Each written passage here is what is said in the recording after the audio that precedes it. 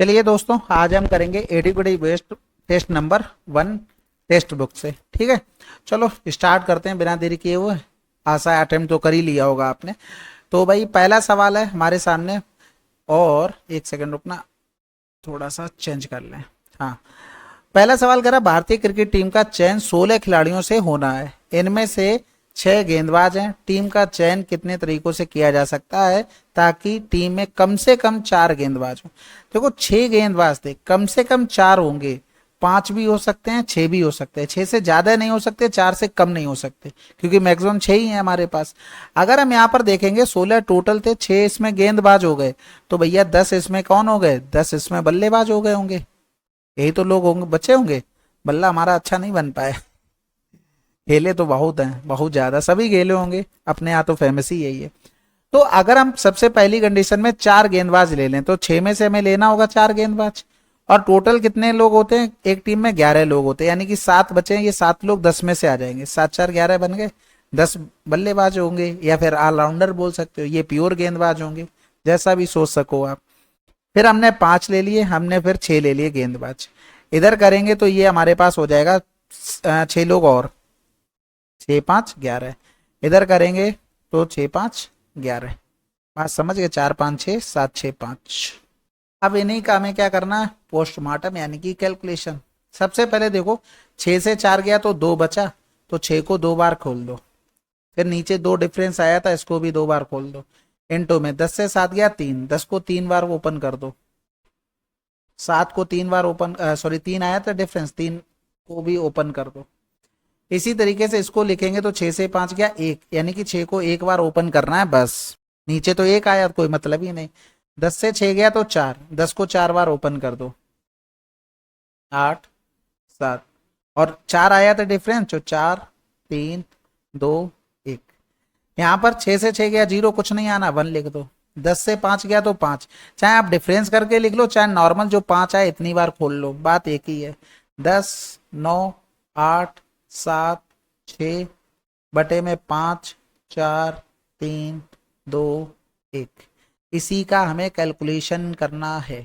ठीक है, तो सबसे पहले एक चीज देखो कि यहां पर हमने जो 10C7 था, अगर नॉर्मल करते तो 10 को हमें 7 बार ओपन करना पड़ता, फिर 7 को हमें ओपन करना पड़ता। इसको क्या करते हैं, 10 से 7 घटाया 3, तो 10 को 3 बार हमने ओपन कर लिया, और जो डिफरेंस आता उतनी बार हमने नीचे ओपन कर लेना, 3 को ही ओपन कर लिया। फैक्टोरियल 3 को ऊपर, फैक्टोरियल 10 को ओपन कर लिया। ये तो पता ही होगा, नहीं पता तो सीखो भाई।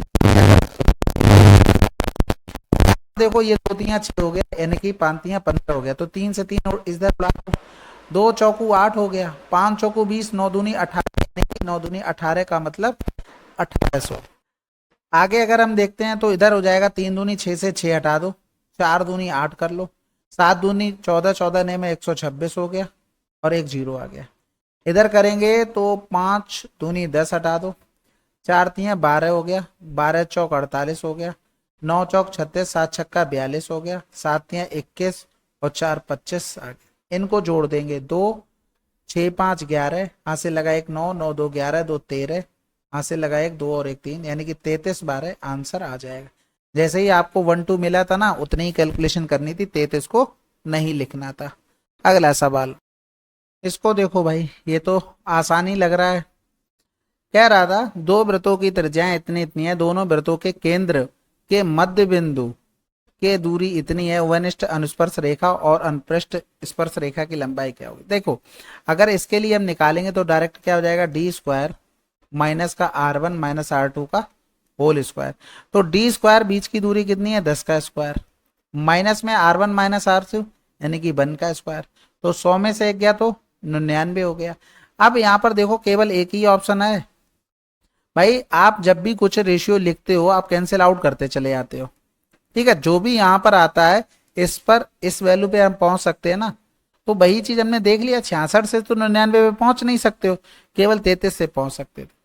और याद रखना, जैसे डायरेक्ट कॉमन टेंजेंट में देखो, यहाँ पर तो माइनस होता है बीच में, ये सभी को याद रहता है। दिक्कत आती है कि रेडियस जोड़ी जाएगी घटाई जाएगी। तो देखो, डायरेक्ट कॉमन टेंजेंट ये कैसा साइन है, माइनस का साइन है, तो रेडियस में डिफरेंस। ये होगी ट्रांसवर्स, ये प्लस जैसा हल्का हल्का साइन है, तो प्लस हो जाता है।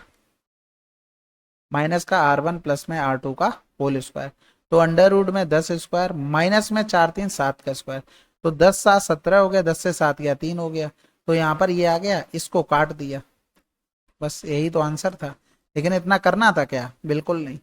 अगला सवाल, इसको देखो भाई, कह रहा है 10 मीटर आंतरिक व्यास वाला एक कुआं 10 मीटर की गहराई तक खोदा जाता है। इससे निकाली गई मिट्टी को कुएं के चारों ओर 12 मीटर की चौड़ाई तक फैलाकर एक तटबंध बनाया जाता है। तटबंध की ऊंचाई क्या है? भाई देखो, बहुत सिंपल सवाल है, अगर आपने इस टाइप का सवाल किया होगा तो जल्दी कर ले जाओगे। क्या चीज बोला है कि जैसे एक कुआं था हमारे पास, इस तरीके से ये कुआं बना हुआ है, ये हो गया हमारे पास कुआं। अब इसमें से मिट्टी निकाली गई है, वो यहां से लेकर यहां तक कितनी चौड़ाई तक? 12 मीटर की चौड़ाई तक इस तरीके से ये फैलाया गया है, दोनों तरफ 12। यानी कि ये यहां से देखो, यहां से लेकर यहां तक ये कितना है? 5 है। क्यों 5 है? क्योंकि 10 मीटर का क्या बोला था? रेडियस बोली थी। ठीक है, ये बात समझ गए। अब अगर हम यहाँ पर कैपिटल आर लिखना चाहें तो क्या हो जाएगी? 12 प्लस का 5 यानी कि 17। स्मॉल आर हमारे पास कितनी हो गई? 5 सेंटीमीटर। ये मीटर में चल रहा तो मीटर ले लो। ये बात समझ गए आप लोग। अब एक चीज समझो भाई, जितनी मिट्टी इसमें से निकाली जाएगी वही फैलाई जाएगी। यानी कि जो मिट्टी निकाली गई है वो कितनी है? पाई आर स्क्वायर एच। इतने वॉल्यूम की मिट्टी निकली है। अब जो फैलाई गई है वो एरिया कितना है? आप एक चीज देखो, अगर जो तटबंध बन रहा है ये कुआं हो गया, ऊपर से ऐसा ही दिखेगा, तो यहां पर मिट्टी फैलाई जा रही, ये एरिया क्या होगा? आप देखो, ये तो कैपिटल आर था, ये स्मॉल आर था, यानी कि जो एरिया अगर इसने पार्ट का देखो तो इतने ही तो पार्ट में फैलाई जा रही है, यानी कि पाई आर स्क्वायर माइनस का आर स्क्वायर। और ये उठकर ऊपर तक आई होगी, ऊंचा रहा होगा तटबंध, तो जो हाइट रही होगी वही इसका वॉल्यूम बन जाएगा, यानी कि इसके साथ एच डैश कर लो। समझ गए ना? अब इसी को हमें क्या करना था? सॉल्व करना था, हमारा आंसर आ जाएगा। तो सबसे पहले यहां पर क्या करो भाई, पाई से पाई कैंसिल आउट कर लो। फिर स्मॉल आर की वैल्यू हमारे पास 5 स्क्वायर हो गई। हाइट हमको इसकी 10 मीटर। भाई गहरा कितना खोदा गया? 10 मीटर, तो भाई हमने ले लिया। इधर करेंगे तो 17 का स्क्वायर माइनस में 5 का स्क्वायर और इनटू में एच डैश, यही हमको निकालना है। आपने 8 15 17 पढ़ा है? ट्रिपलेट पढ़ा है ना? तो यहाँ पर 17 5 लिखा। अच्छा ठीक है, कोई बात नहीं। तो 17 5 22 हो गया, 17 से 5 गया, मेरे दिमाग में 15 चल रहा था, तो यहाँ पर 12 हो गया, इनटू में एच डैश हो गया। इधर करेंगे तो 25 गुणे में 10 हो जाएगा। कटने वाला तो कुछ है नहीं, तो सिंपल सा क्या कर ले भाई, 2 पंजे 10, 2 छक्के 12 हो गया, बस इसके अलावा कुछ नहीं कटेगा। यानी कि 125 बटे में 22 छक्का 132, ये हमारे पास निकल कर आ गया। अब हमें डायरेक्ट भाग करना है 132 से A125 में। पॉइंट लगाएंगे, जीरो बढ़ाएंगे। पॉइंट के बाद देखो, ये तो होगा नहीं आंसर ना, ये होगा। पॉइंट के बाद सबसे बड़ा 9 लिखा है, 13 नए में कितना होता है? 117, भाग जा सकता है, तो 9 दूनी 18 हो गया। 13 नए में 117 118, यानी कि भाग चला गया, आंसर लगा दो। ठीक है, अगला सवाल करते हैं भाई। इसको देखो भाई, ये क्या कर रहा है, एक प्रिज्म का कुल पृष्ठीय क्षेत्रफल क्या है जिसका आयतन इतना, प्रिज्म की अनुप्रस्थ काट एक वर्ग है और वर्ग की भुजा और प्रिज्म की ऊंचाई का अनुपात इतना है। तो सबसे पहले तो हमें वॉल्यूम पता होना चाहिए। भाई देखो, प्रिज्म जैसे ही आपको दिखाई दे तुरंत किसकी याद आनी चाहिए? देखो, प्रिज्म आए तो सिलेंडर, पिरामिड आए तो कोन पर जाना है। यानी कि सिलेंडर का अगर वॉल्यूम देखोगे तो क्या होता है? पाई आर स्क्वायर एच होता है। ये क्या होता है सिलेंडर में? नीचे भाई सर्किल ही बना होता है, यानी कि आधार का क्षेत्रफल, यानी कि एरिया ऑफ बेस इनटू में हाइट। यही हमको दिया गया था 1280। अब यहां पर हमें जो कुछ दिया गया है वो समझो कि साइड का रेशियो 2 है, ये हमारे पास साइड हो गई, और हाइट हमारे पास देखोगे तो ये 5x हो गई, तो ये 4x स्क्वायर हो गया, क्योंकि स्क्वायर उसने बोल दिया था, स्क्वायर बोल दिया तो 4x स्क्वायर इनटू में हाइट हमारे पास 5x होगी, बराबर में 1280 हो गया। तो इधर कर देंगे 5 चौकू 20, यानी कि 0 से 0 चला गया, 2 छक्के 12, 2 चौकू 8, यानी कि x पावर 3 बराबर में 4 की पावर 3, तो x बराबर कितना आ गया? यहाँ पर 4 आ गया। अब टोटल सरफेस एरिया पूछा गया। देखो ये भी बहुत आसान है, यहां से टोटल सरफेस एरिया अगर सिलेंडर का निकालोगे तो क्या होता है? 2 पाई आर एच प्लस में पाई आर स्क्वायर, और कितने? 2। भाई इसी तरीके से बनता है, 2 सर्किल बनते हैं इसलिए 2 आ गया। कर्व सरफेस एरिया ये लिख लिया। आप ये देखो, ये क्या होता है सिलेंडर में? आधार का परमाप, पेरीमीटर ऑफ बेस होता है। भाई यही तो चीज होती है, इनटू में हाइट हो गई, प्लस में पाई आर स्क्वायर मतलब 2 इंटू में एरिया ऑफ बेस यानी कि आधार का क्षेत्रफल हो गया। तो यही हमसे पूछा गया था, तो ये आपको लॉजिकली सोचना पड़ेगा। आज बहुत धीरे धीरे चलेंगे, ठीक है, थोड़ा एक्सप्लेन करते हुए। यहां पर देखो आधार का परिमाप, पहले तो आप साइड देखोगे कितनी आ गई हमारे पास 2x थी, यानी कि 4 गुणे में 2 8 साइड हो गई। तो आधार का परिमाप 8 चौक 32, क्यों? क्योंकि स्क्वायर था बेस। इनटू में हाइट हमारे पास अगर देखेंगे तो कितनी आ गई 5 इंटू में 2, 5 इंटू में कितना आया था x की वैल्यू 4, तो ये 20 आ गई हाइट, तो यहाँ पर 20 प्लस में 2 इंटू में आधार का क्षेत्रफल, भाई क्या थी साइड 8 थी, 8 64, तो 8 चौक 32, 32 दूनी 64 हो गया, 64 अगर कॉमन ले लेते हैं तो यहाँ पर बचा 10 और 2 12, वो तो 12 चौक 48 हो गया, 12 छंग 72 और 4 76, यही हमारे पास आंसर आ जाएगा। बात समझ में आई कि नहीं आई? अब यहाँ पर ये कर सकते थे कि यूनिट डिजिट से काम कर लो, वो भी 2 जगह थी, मल्टीपल भी चेक कर सकते थे। तो ये सारी चीजें आप समझ गए होगे। तो बहुत सारी चीजें आप इसको स्किप कर सकते हो, लिखना नहीं है हर चीज की, हर फार्मूला लिखो, ये लिखो वो लिखो, कोई मतलब नहीं रह जाएगा उस चीज का, ठीक है। चलो भाई अगला करते हैं। इसको देखो भाई, कह रहा है 140 मीटर ऊंचे मीनार आरएस एक शीर्ष के बिंदु एस से 2 बिंदु पी और क्यू के अवनमन कोण इतने इतने हैं, टेन थीटा इतना है, अल्फा इतना है, alpha is greater than theta, okay P Q ये दिया गया था। आसान सा लग रहा है, बनाते हैं चित्र वगैरह फिर देखते हैं। सबसे पहले तो हमने क्या किया, एक लाइन ड्रॉ कर ली सीधी, यानी कि वो हमारे पास क्या हो गई, मीनार हो गई, ठीक है। यहां से लेकर एक कोई पॉइंट इधर रहा, और इन 2 लाइनें हमें यहां से जोड़नी पड़ेंगी, क्योंकि आर और एस 2 पॉइंट हमसे बोले हैं। तो भैया हम सिंपल सा इनका क्या करते हैं, नामकरण कर देते हैं। देखो P और Q, R और S हमारे पास एक मीनार थी। P बोला गया था, उसने ये बोला था कि alpha is greater than theta, जिसका मुंह बड़ा वो हो जाएगा अल्फा, क्योंकि बड़ा एंगल, जिसका मुंह छोटा वो थीटा। अब हमें जो जो दिया गया है उस पर बात करते हैं। सबसे पहले तो हमें टेन थीटा बराबर इतना दिया गया, तो अगर इसको हम डिनोट करेंगे तो टेन थीटा का मतलब क्या होता है, परपेंडिकुलर अपॉन में बेस, ये होता है। अब दूसरे के लिए आ जाते हैं। दूसरे में अगर देखेंगे तो साइन अल्फा बराबर में 7 बटे में √58 दिया है, तो भैया 7 बटे √58 और साइन अल्फा होता क्या है, परपेंडिकुलर अपॉन में हाइपोटेनस, यानी कि अगर ये पूरा 7 है तो ये कितना होगा, √58 होगा, और 7 58 9 49, 3 तरह का 9 जोड़ना पड़ेगा, तो ये 3 बन जाएगा भाई, ट्रिपलेट लगा लोगे आप डायरेक्ट आ जाएगा 3 निकल कर। आप एक चीज देख रहे होगे, यहां पर हमें दोनों को गुणा करना पड़ेगा। 7 में कितने का गुणा, 4, तो इसमें हमें 4 का गुणा करना पड़ेगा। अगर हम दूसरे वाला देखें तो हमें 4 में कितने का गुणा करना पड़ा, 7 में, तो 7 का इसमें गुणा, तो ये तो पूरा हमारे पास 35 हो गया, ये हमारे पास 12 हो गया, ये हमारे पास 23 हो गया। 23 पंजे 115, क्योंकि 23 का एक ही मल्टीपल है, यही हमसे पूछा गया था। अदरवाइज डायरेक्ट हम वैल्यू अगर निकालना चाहे तो सिंपल है। कैसे सिंपल है कि 28 बराबर में, क्योंकि इसी की हाइट हमको 140 दे दी थी और हमें 23 बराबर निकालना था 115। अगला सवाल, इसको देखो भाई, ये तो आसान है, एक्स को 0 0 कर दो, साइन 45 √2 हो गया, प्लस में √2 यानी कि 2√2 हो गया। अब 2√2 0 रखने पर एक ही जगह मिलना, बाकी सब में √3 है आपके पास। ये तो आसान था बिल्कुल। इसको देखो भाई, कह रहा 4,000 रुपए की राशि 5% वार्षिक दर पर 1 वर्ष के लिए दी जाती है, छमाही चक्रवृद्धि आधार पर की जाती है। इसी प्रकार 2,000 रुपए की राशि 40% वार्षिक ब्याज दर पर 1 वर्ष के लिए दी जाती है। ब्याज की गणना त्रैमासिक चक्रवृद्धि आधार पर की जाती है। कुल ब्याज क्या है? तो भाई यहाँ पर आप ओरल कितना सोच सकते हो इस पर डिपेंड करता है। देखो 5% का मतलब हो गया 2.5% रेट। 2 साल की इफेक्टिव रेट निकालने का फार्मूला आपने ये पढ़ा है ना, तो 25 दूनी 50 यानी कि 5 प्लस का 25 25 625, तो ये आ जाएगा 625 मतलब 6.25 बटे में 100 रहा होगा, तो ये 0 पॉइंट आ जाएगा, यानी कि 5.0625 पहले पार्ट की आ गई इफेक्टिव रेट। दूसरे का देखेंगे तो 1 साल की बात है, 1 साल में 3 महीने की कैश स्लैब बनती हैं 4, तो अल्टीमेटली हमारे पास टाइम कितना हो गया, 4 वर्ष।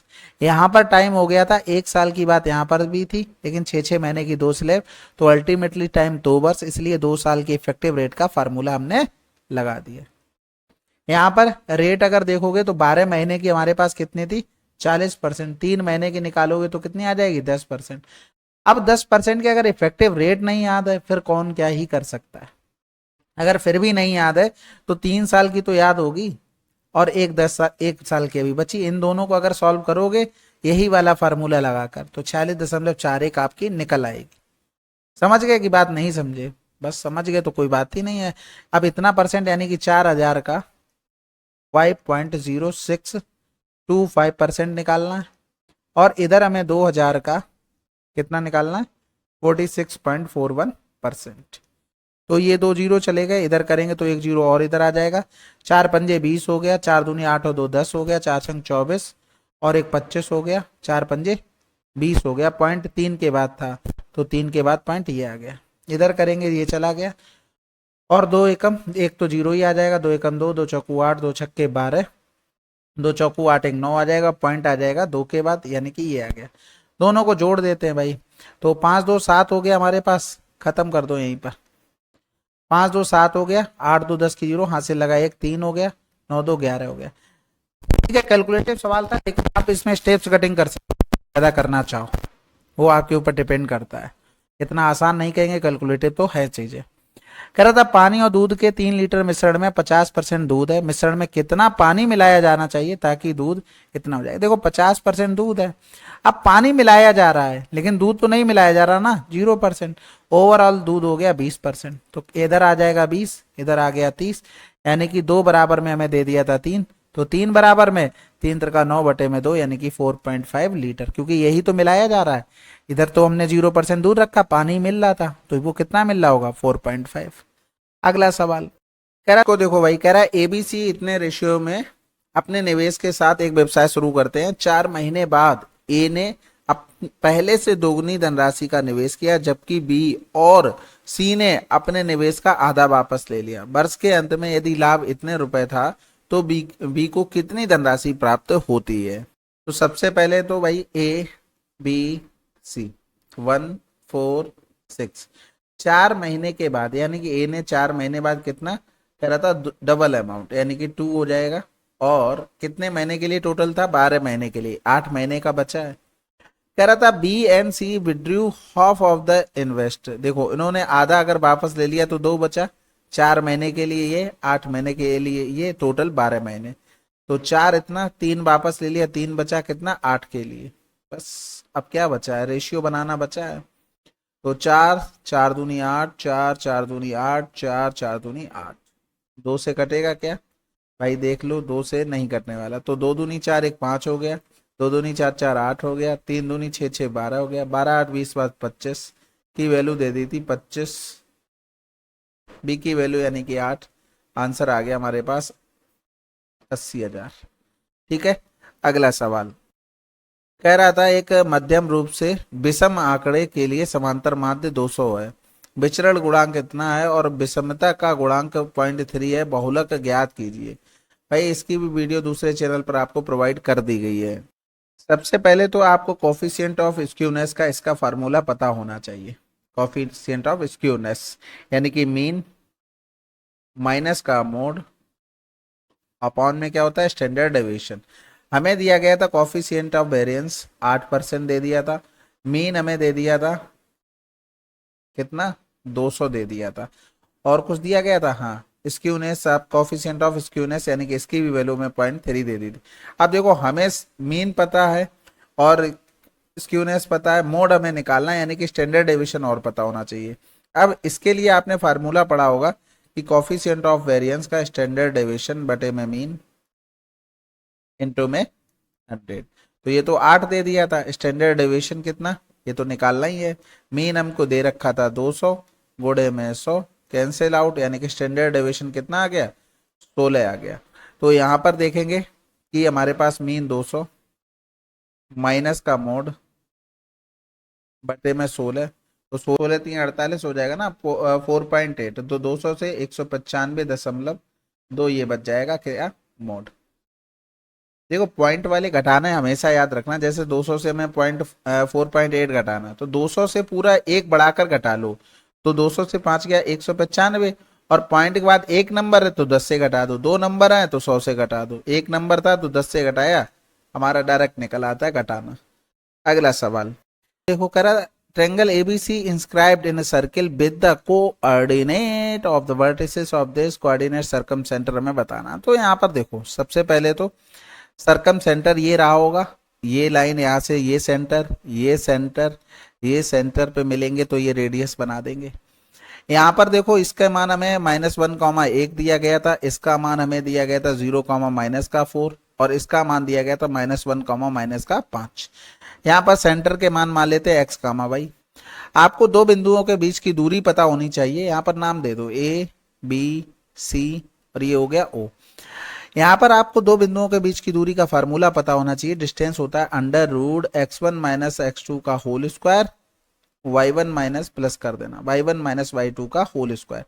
तो अब यहाँ पर डिस्टेंस कौन कौन सी हमें फॉलो करनी पड़ेगी। देखो AO बराबर में OC बराबर में OB, ये तीनों डिस्टेंस का हमें कंपेयर करके निकालना पड़ेगा।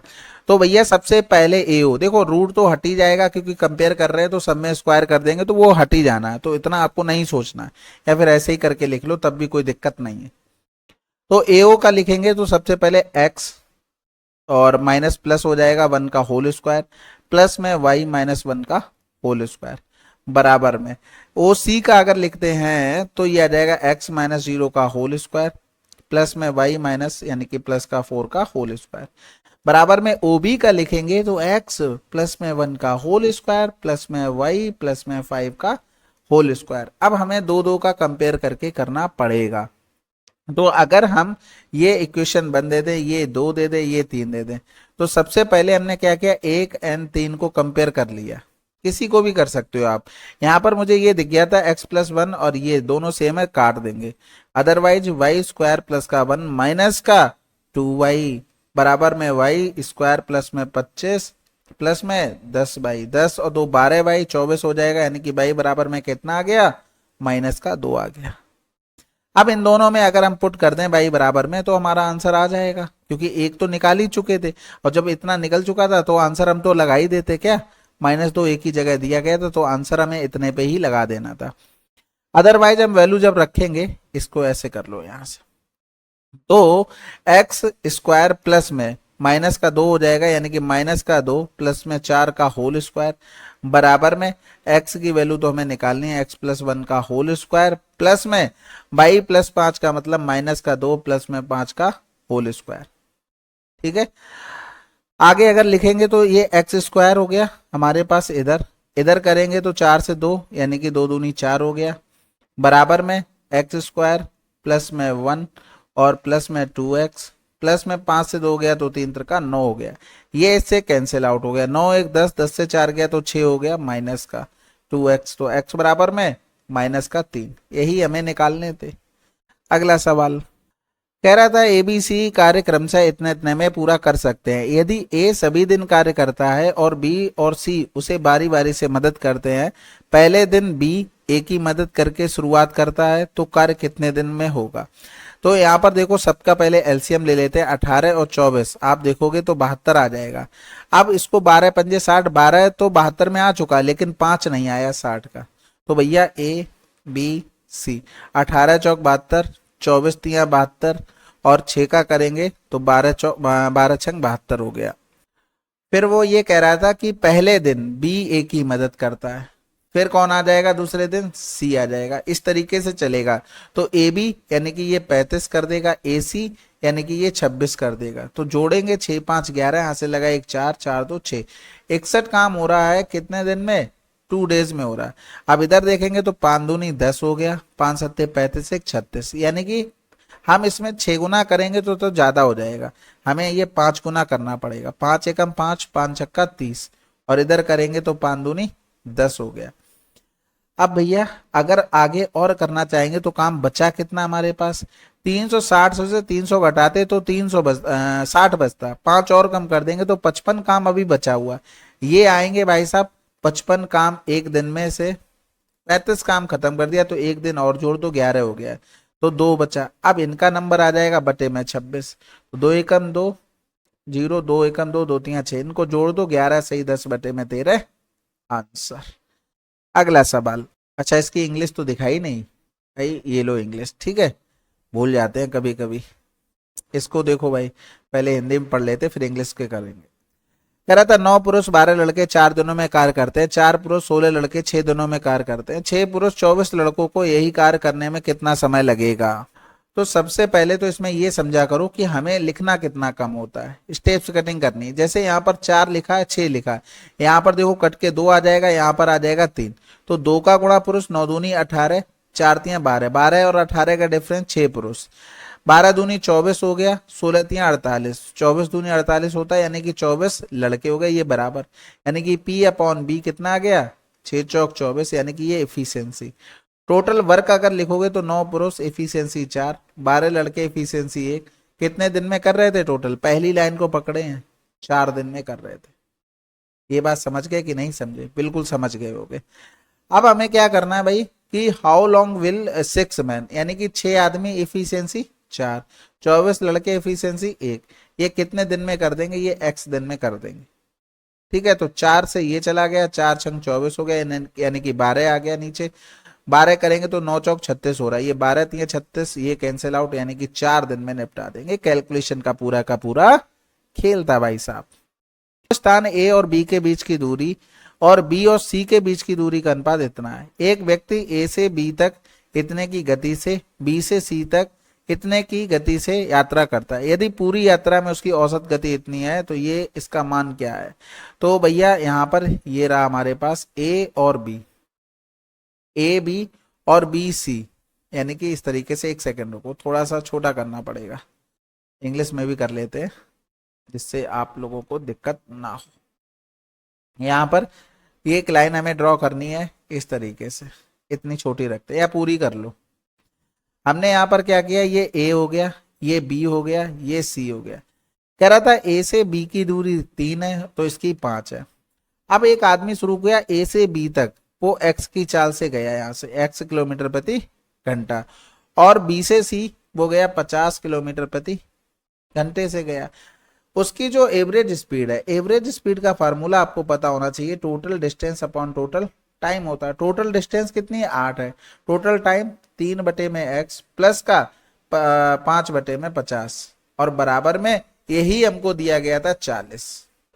एवरेज स्पीड का फार्मूला लगा के हमने यहाँ पर कर लिया, तो ये तो हमारे पास 10 हो गया, यानी कि अगर लिखेंगे 8 बराबर में 40, 3/x प्लस का 1/10, तो इधर करेंगे तो 8 पन्ना 40 हो गया, तो 1/5 लिख ले, 1/5 माइनस का 1/10 बराबर में 3/x हो गया।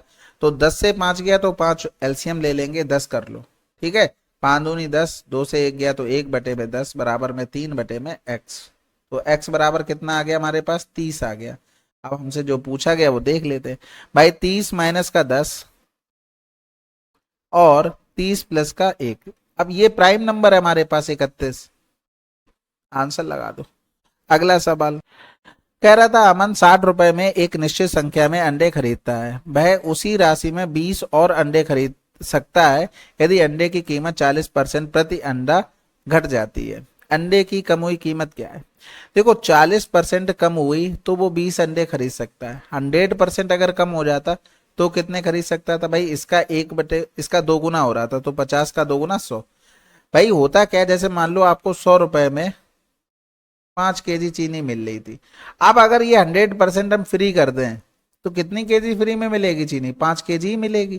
तो भाई किया है कि 40% कम हुआ तो 20 हो गई, हम कह रहे हैं ये 100% पैसे कम कर देता तो एक्चुअल में जो मिलती थी वो टोटल निकल कर आ जाती है।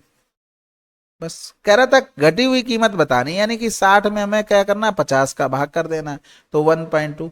अगर वो पूछ लेता पहले वाली यानी कि ओरिजिनल कीमत क्या है, तो भैया पहले 20 कम मिलता होगा। भाई अभी क्या हुआ, 20 और अंडे खरीद रहा था, पहले 20 कम मिल रहे होते यानी कि 30 मिल रहे होते, तो हमें 60 से भाग करते तो पहले 2 रुपए। ठीक है, तो हम दोनों तरीके से ऐसे कर सकते थे। इंग्लिश वाले अगर देखना चाहेंगे तो देख लेना, ठीक है। इसको देखो भाई, ये क्या कहना चाहता है, एक इतने मीटर ऊंचा तंबू एक शंकु के छिन्नक के आकार का है जिस पर एक अर्धगोला है, एक छिन्नक के ऊपरी और निचले वृत्ताकार सिरों का व्यास क्रमशः इतना इतना है, तो तंबू बनाने के लिए इस्तेमाल किए गए कपड़े का क्षेत्रफल ज्ञात करें। तो भैया सबसे पहले तो ये समझ लो कि किस टाइप का बना है, ये हमारे पास छिन्नक टाइप का बना है और इसके ऊपर क्या, यही जो आप सोच रहे हो, इस तरीके से रखा हुआ है। अब यहाँ पर जो कुछ भी दिया गया पहले देख लो। कह रहा था height tent is the shape of frustum of a cone surmounted, यानी कि ये टोटल जो हाइट थी वो 22.5 थी। अब कह रहा था रेडियस हमको दी गई थी, यानी कि स्मॉल आर बराबर में मैं 21 दिया था, कैपिटल आर बराबर में 39 दिया था। अब इसके लिए टोटल हमें टेंट लगाना है। सबसे पहले तो देखो, अगर इस छिन्नक के लिए देखें, फ्रस्टम के लिए, तो पाई आर एल होता है, तो pi capital R small R into में एल, और ये हमारे पास सरफेस एरिया हो जाएगा। तो इसको लिखेंगे, पूरे का 4 पाई आर स्क्वायर होता है, गोले का आधे का कितना हो जाएगा 2 पाई आर स्क्वायर, यानी कि स्मॉल आर स्क्वायर। अब आप ये भी सोच सकते हो कि स्मॉल आर ही क्यों लिया, क्योंकि देखो कह रहा था डायामीटर अच्छा दिया गया, डायामीटर दिया गया तो बाई 2 कर लो। तो यहाँ पर देखो अपर एंड लोअर, तो अपर पार्ट की 21 थी और उसी के ऊपर ये रखा गया था, तो इसलिए स्मॉल आर ले ली। समझ में आ गई बात। अब यहाँ पर मेन बात आती है एल निकालना। हमेशा ध्यान रखो, देखो स्लाइंट हाइट, अगर हम नॉर्मल इस तरीके से डायरेक्ट कॉमन टेंजेंट की लाइन निकालते हैं तो क्या करते हैं, डी स्क्वायर माइनस का R1 माइनस R2 का होल स्क्वायर कर देते हैं, यही तो करते हैं। और बाकी एक चीज याद रखना कि जब हम इसके लिए स्लाइंट हाइट में आते हैं तो यहाँ पर केवल हम प्लस कर देते हैं। ये चीज आप समझ गए कि नहीं समझे? बिल्कुल, मतलब याद करने का तरीका है, क्योंकि इस पे सवाल कम आते तो आप भूल जाते हैं। अब हमें यहाँ पर डी निकालनी है, डी हमारे पास इसके लिए ये काम करेगी, यानी कि अगर इसकी रेडियस देखते तो कितनी हो जाती, 21.2 थी, यानी कि ये हो गई हमारे पास 10.5। भाई ये भी तो रेडियस है, अब ये भी रेडियस है, और फिर हमें ये वाली अगर हाइट चाहिए होगी तो ये कितनी आ गई, 12 आ गई। तो यहाँ पर हम डायरेक्ट लिख देंगे 12 का स्क्वायर प्लस में R1 माइनस R2, यानी कि 39/2 माइनस का 21/2 का होल स्क्वायर हो गया। ये याद करने का तरीका बताया जिससे आप लॉन्ग टर्म तक याद रख सकते हो, अदरवाइज भूल जाते हैं इसलिए। तो यहाँ पर 39 21, यानी कि ये 18 आ गया, 2 ने में 18 हो गया, ठीक है, और 5 यानी कि 15 हो जाएगा। भाई 12 स्क्वायर हो गया प्लस में 9 स्क्वायर हो गया, ये हमारे पास रूट था।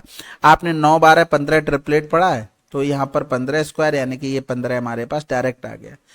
तो यहाँ पर रखते हैं, यानी कि पाई 39/2 प्लस का 21/2 इंटू में 15 हो गया, प्लस में 2 पाई आर स्क्वायर का मतलब हो गया 21 हम 441/4 हो गया।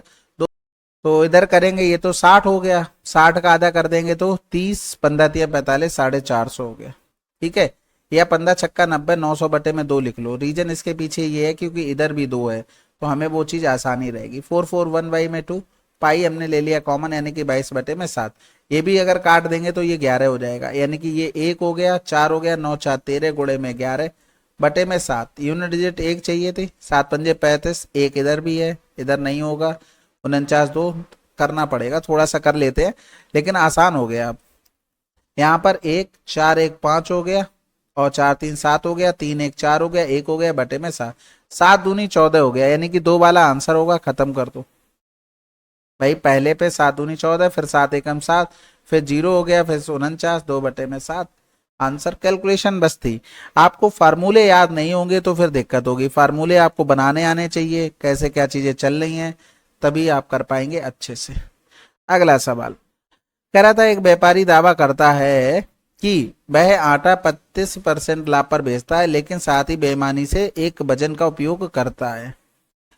उस पर अंकित वजन 16% कम है, व्यापारी द्वारा अर्जित लाभ कुल परसेंटेज ज्ञात कीजिए। देखो ये तो बहुत आसान सवाल होते हैं। हम क्या करते हैं इसमें कि ऊपर तो जो ग्राहक से पैसे लेते वो लिखते हैं, नीचे जो अपने पास से वो खर्च करता है। प्रॉफिट 35% उसने क्लेम किया है कि 35% है, हमने निकाला अर्न बाय द ट्रेडर, तो भैया ये हो गया इतना। और गलत वजन का उपयोग, यानी कि दिखाता तो 100 है लेकिन 16% कम, यानी कि 84 ही रह रहा है, तो कैंसिल आउट हो गया। तो इधर कर देंगे क्या, राउंड अप करके करना है, तो 5 3 8 1 9 8 4 12, तो 3 दूनी 6, 3 अट्ठे 24, 3 चौकू 12, 3 पंजे 15, यानी कि यहाँ पर अगर देखेंगे तो कितने का प्रॉफिट लिया, 15 से 8 गया 7 हो गया, 3 से 2 गया 1 हो गया, 17 का प्रॉफिट लिया किस पर, 28 पर, घोड़े में 100 हो गया। तो अगर इसको देखेंगे तो 4 सत्ते 28 हो गया, 4 चौकू 16 हो गया, 1 बचा, 4 दूनी 8, 4 पंजे 20 हो गया, बटे में 7। 7 छक्का 42 हो गया, भाग तो जाएगा नहीं। अब यहाँ पर 5 बचा है, तो 49 राउंड ऑफ करेंगे तो 61% आंसर। अगला सवाल कह रहा है 41 संख्याओं का औसत इतना है, इनमें से पहली 21 संख्याओं का औसत 62 है और अंतिम 21 संख्याओं का औसत 75 है। यदि मध्य संख्या को बाहर निकाल दिया जाता है तो शेष संख्याओं का औसत। देखो 41 का 68 है, 21 का 62 है और 21 का 75 है। यहाँ पर देखो संख्या ओवरलैप कर रही है, ओवरलैप करती है तो जैसा डिफरेंस आता है या ज्यादा आता है वैसा ही लिख देते हैं। कहने का मतलब अगर नीचे वाले दोनों भूल जाओ तो जो नंबर है जो हटाया जा रहा है उसके पास 68 तो रहा होगा, तभी तो 41 का एवरेज 68 आया। लेकिन ये भाई साहब 8 से 2 गया 6 कम ले आए, तो 21 लोगों में कितना कम हो गया, इतना। और ये भाई साहब ज्यादा ले आए, कितना, 7, और 21 लोगों में इतना ज्यादा। तो अब जब ओवरलैप हो रही, क्योंकि यहाँ पर 42 संख्या हो रही, यहाँ है तो 41, तो कहीं ना कहीं इसी में कहीं ना कहीं ओवरलैप हो रही, तो माइनस आया माइनस ही लिख दो, प्लस आया प्लस ही लिख दो।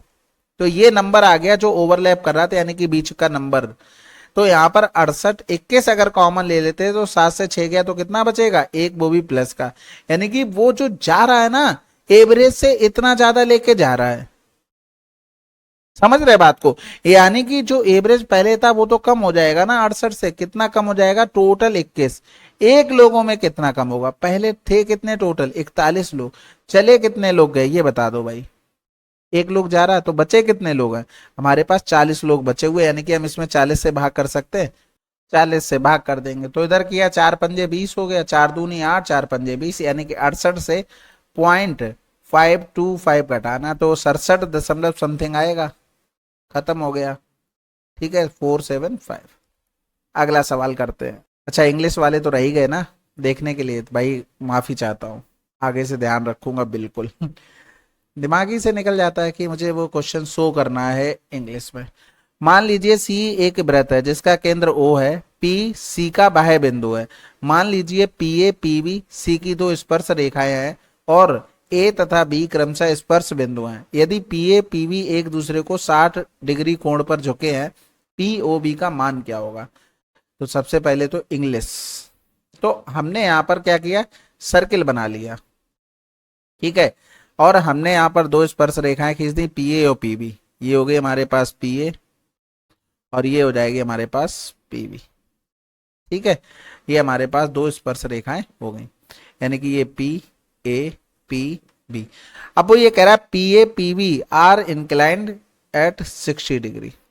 ठीक है, पी ओ बी चाहिए, यानी कि ये यहाँ पर ओ हो गया, पी ओ बी, यानी कि इसको अगर हम कर देंगे तो ये हमें ये वाला एंगल चाहिए। बहुत आसान है, ये 30 हो जाएगा, ये हमारे पास कितना हो जाएगा, 60 हो जाएगा।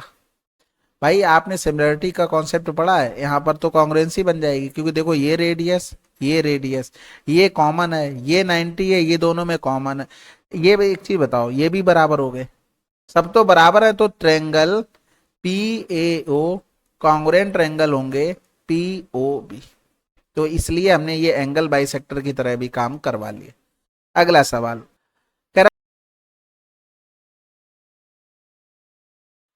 इसमें देखो भाई, कह रहा है एक व्यक्ति इतने किलोमीटर की यात्रा 4 घंटे में पूरा करता है। बहुत बढ़िया बात है भाई, आंशिक भाग हवाई मार्ग से। कह रहा था एक व्यक्ति इतने किलोमीटर की यात्रा 4 घंटे में पूरा करता है, वह आंशिक भाग हवाई मार्ग से और आंशिक भाग ट्रेन से पूरा करता है। यदि वह पूरी यात्रा हवाई मार्ग से पूरा करता तो उसे ट्रेन की यात्रा करने पर लगे समय की इतनी की बचत होती और अपने गंतव्य पर 2 घंटे पहले पहुंच जाता। उसके द्वारा ट्रेन से यात्रा करने की दूरी बतानी है।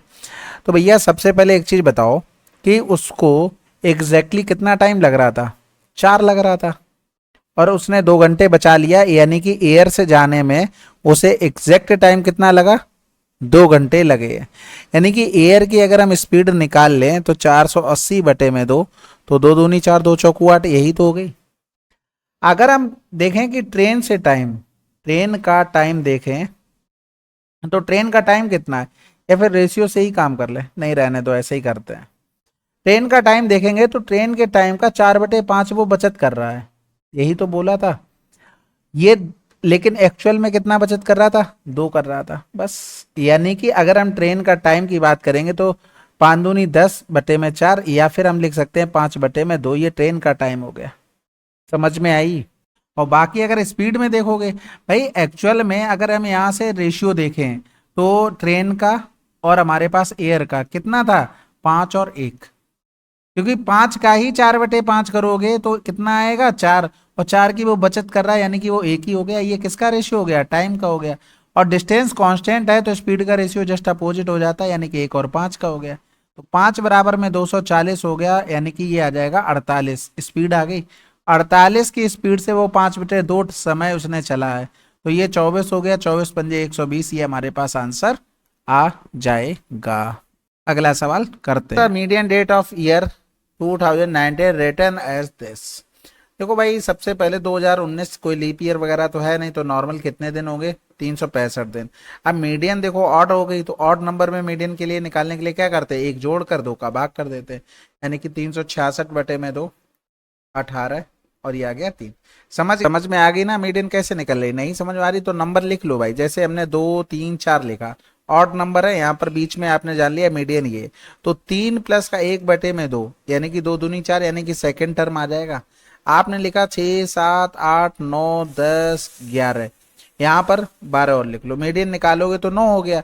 आप देखोगे 3 3 6 7 नंबर है, तो 7 प्लस का 1/2 यानी कि 8, यानी कि फोर्थ टर्म हो जाएगा मीडियन। देखो तो वही चीज हमने वहां पर डायरेक्ट कर ली, क्योंकि छोटे नंबर में तो मीडियन ऐसे ही देख लेते हो, बड़े में कैसे देखोगे, तो वो सारी चीजें हैं।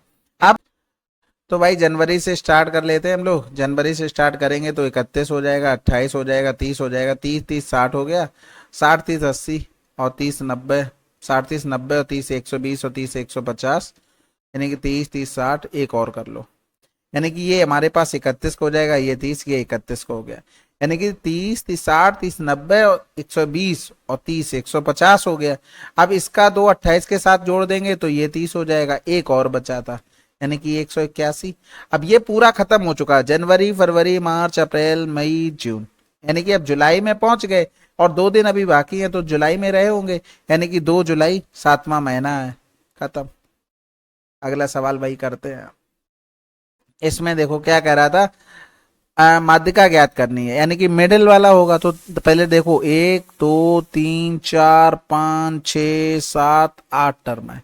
8 टर्म का मतलब ये हो गया कि हमें इनमें कोई बीच के 2 नंबर देखने होंगे, उसमें से सबसे पहले तो इसको हमें लिखना है असेंडिंग ऑर्डर में। तो हमारे पास a प्लस का 4 आया, फिर a माइनस का 3.5 आया, फिर a माइनस का 2.5 आया, 2.5, इस तरीके से लिखते हैं, थोड़ा जगह भी बनी रहेगी। तो सबसे पहले तो a प्लस का 4 आया, फिर a माइनस का 3.5 आया, फिर a माइनस का 2.5 आया, a माइनस का 3 आया, यानी कि a माइनस का 3 आया, a माइनस का 2 आया, और a प्लस में आया, यानी कि प्लस में a प्लस में यहाँ पर आ जाएगा a प्लस में 0.5, फिर a प्लस का 5 वो इसके बाद आ जाएगा, a माइनस का 0.5 वो यहाँ पर आ जाएगा इसके बाद, सॉरी a माइनस का 0.5, ये हमने सब ऑर्डर में लिख लिए। अब क्या, अब हमें ये देखना है कितने नंबर थे हमारे पास, 8, तो एक तरफ कितने रहेंगे, एक सेकंड रुकना, क्या चालू हो गया था, हाँ, एक तरफ अगर हम देखेंगे तो 3 और 3 6, यानी कि ये यहाँ से 6, तो बीच के जो 2 नंबर बचे हैं वो हमारे पास ये आ गए, इन्हीं का हमें मीडियन निकालना था, यानी कि 2a, अब यहाँ पर 2 और ये, यानी कि 2.5 हो गया बटे में 2, तो a माइनस का 2 एकम 2, 2 दूनी 4 हो गया, 2 पंजे 10 हो गया, 1.25 कहीं लिखा है, आंसर लगा दो। अगला सवाल कह रहा था एक परमेय संख्या का अंश इसके हर से 10 कम है, यदि अंश में 12 की वृद्धि की जाती है और हर में 5 की कमी की जाती है तो प्राप्त संख्या इतनी है, परमेय संख्या बताइए। परमेय संख्या क्या होती है भाई, जो हमारी p/q फॉर्मेट में लिखी होती है। तो क्या कह रहा था कि डिनोमिनेटर बाई 10, यानी कि 10 कम, देखो ये ऑप्शन से करते हैं, सभी 10 कम है, ये भी कम है, ये भी 10 कम है, ये भी 10 कम है। अब वो ये कह रहा था इंक्रीज बाई 12 एंड न्यूमिनेटर को 12 से बढ़ा दिया गया, यानी कि ये इस तरीके से लिख लेते हैं, इसमें 12 बढ़ाया है और इसमें 5 कम किया, तो ये 5 बटे में 4 मिल जाती है। तो देखो अगर हम 12 जोड़ेंगे तो 5 का मल्टीपल चाहिए, तो 12 15 37 ये हटा दो, 12 और 9 2 11 ये भी हटा दो, 12 23 25 ये बना रहा है, ये भी हटा दो, क्योंकि यहाँ पर क्या बनेगा 33, तो 23 प्लस का 12 देखा हमें दिख गया 35, जो इसका मल्टीपल था। और इधर 33 माइनस का 5 करेंगे तो बचा क्या 28, तो 7 पंजे 35, 7 चौक 28, ऑप्शन से हमारा हो गया। अगला सवाल कह रहा था एक आयताकार हॉल की लंबाई और उसकी चौड़ाई इतनी गुना है, ठीक है। यदि हॉल का क्षेत्रफल इतना है तो हॉल की लंबाई और चौड़ाई के बीच अंतर कितना है। देखो चौड़ाई की इतनी गुना है, यानी कि चौड़ाई अगर 3 है ना तो लंबाई उसकी कितनी हो गई 4 हो गई। अंतर करोगे तो एक आ रहा, कुछ मिलने वाला है नहीं उससे। इसके अलावा 4x इंटू में 3x बराबर में 300 हो गया। तो 4 दिया 12, 12 दूनी 24, 12 पंजे 60, x बराबर कितना आ गया 5।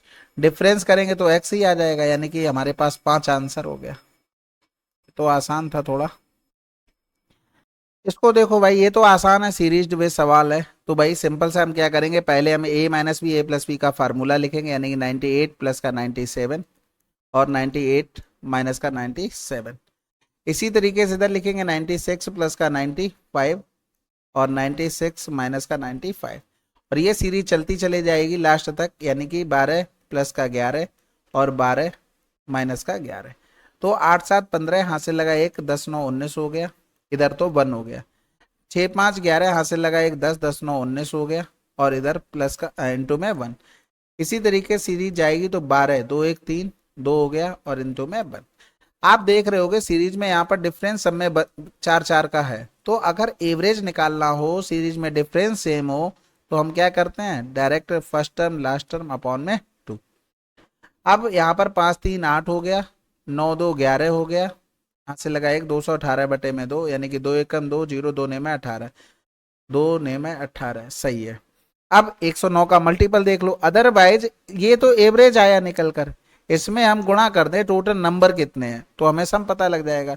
तो कितने टोटल नंबर है हमारे पास, तो 195 23 अपॉन में डिफरेंस सीरीज में 4 का चल रहा प्लस का 1, 5 से 3 गया 2, 9 से 2 गया तो 7 हो गया, बटे में 1 और है 4। तो 4 चौकू 16, 4 3 12 प्लस का 1 यानी कि 44। तो यहाँ पर ये इंटू में 44 हो गया। तो 9 चौक 36, यूनिट डिजिट से ये आ जाएगा। 4 2 6 9 6 15, हटा दो, आंसर लगा दो। क्योंकि यहाँ पर 11 का मल्टीपल भी तो चाहिए, तो यही दो ही ऑप्शन थे हमारे पास, या तो ये या तो लास्ट वाला। तो भैया 11 की मल्टीपल सेकंड में मिल गई। अगला सवाल क्या ही करते हैं, अब तो खत्म ही हो गए। अब देखो ऐसा सवाल, ऐसा पेपर आएगा तो बहुत लेंदी है ये पेपर। आप ये समझ रहे होगे कि इस टाइप का आ रही चीजें नहीं हो पाएंगी भाई। 1 घंटे में पेपर करने बैठोगे तो इस टाइप की सारी कैलकुलेटिव चीजें मिल जाएंगी। तो आपको करना क्या है, आप ये देखो कि पूरे क्वेश्चन में आसान क्या है। जैसे ये क्वेश्चन आसान है, एक बार ओवरव्यू करके देखते हैं कि कौन कौन से कर सकते थे। देखो भाई पहला क्वेश्चन अगर इसको स्किप ही कर देते हैं, चलो इस हिसाब से देखेंगे। पहला ये कर सकते थे, 1 मिल गया आपको, 2 मिल गया, ठीक है, ये आसान था, 3 मिल गए, और ये भी आसान था, 4 मिल गए, 4 के बाद 5, 5 के बाद इसको छोड़ देते हैं, 6 6 7 7 और 8, 8 के बाद इसको भी छोड़ दो, 8 9, 9 के बाद आते हैं आगे, ये भी 10, 10 के बाद ये था क्या, ये थोड़ा कैलकुलेटिव है, छोड़ दो, 10 ही रखते हैं। ये हो गया हमारे पास 11, ये भी छोड़ दो, ये 12 हो गया, ये 13 हो गया, 14 हो गया, 14 हो गया, इसको छोड़ देते हैं। 14 के बाद इसको छोड़ दो, 15 हो गए, 16 हो गया, 17 हो गया, 18 हो गए। अब बताओ इतना लेंदी होने के बाद आप अगर ये 18 ही क्वेश्चन कर लेते हो ना तो बहुत लोगों से लीड लेके चले जाओगे, क्योंकि ये पेपर इतना कैलकुलेटिव हो गया, हर चीज कैलकुलेशन करनी पड़ रही। तो आपको इसमें ये पहचानना पड़ेगा कि हम क्वेश्चन कौन सा आसानी फर्स्ट क्लिक में अच्छे से कर ले जाएंगे। आपने क्वेश्चन पढ़ा, आपको थोड़ी सी भी हेजिटेशन हो रही है, तुरंत स्किप कर दो, कुछ भी करने की जरूरत नहीं है, ठीक है। बाकी भाई देखो 100 में से 5% लोग तो ऐसे होते ही हैं जो एक्स्ट्रा ऑर्डिनरी होते हैं, जो कैलकुलेशन फास्ट करके चीजें कर ले जाते हैं, तो उनकी तो बात अलग है। बाकी आप लोगों को ये डिसाइड करना पड़ेगा कि हमारा क्या स्ट्रांग है और क्या हम जल्दी कर सकते हैं, क्वेश्चन पढ़ते ही ये डिसाइड करना। चीजें समझ ही में नहीं आ रही हैं, आपने कभी फार्मूला ही नहीं किसी चीज का पढ़ा है, उसका क्वेश्चन आ गया, अब उसमें आप दिमाग लगा के क्या कर लोगे, कर ही नहीं पाओगे। मैथ का तो सिंपल है, प्रोसेस पता तो ठीक है, नहीं पता तो नहीं है, नहीं पता है भाई। कभी उस टाइप का सवाल ही नहीं किया होगा तो कैसे कर लोगे। तो पहले वो करो जो आप कर सकते हो, अदरवाइज स्किप कर दो उनको, ठीक है।